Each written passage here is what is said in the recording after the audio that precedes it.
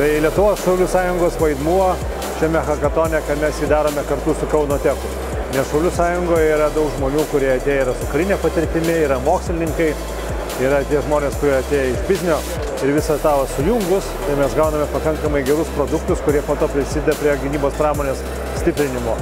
Vienas iš didžiausių per 3 metus gynybos hakatonų vykusių, su tiek daug sprendimų ir džiaugiamės ne tik dėl to, kad komandos ateina. Komandos iš tikrųjų ne po vieną, po 6, po 8 žmonės, kurie dirba prie gynybos technologijų ir apie 80% komandų atėjo su jau padarytais prototipais, sprendiniais.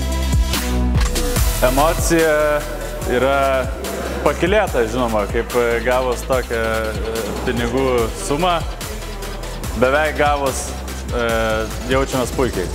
Aš matau, kad Lietuvoje įgaunam pagreitį, buvo daug labai jaunų komandų, 12 buvo studentų, 1 žmogus, 2, 5, 7 ir jie visi nori, daro ir kadangi buvo ir brandesnių įmonių, tai vieni iš kitų mokėsi.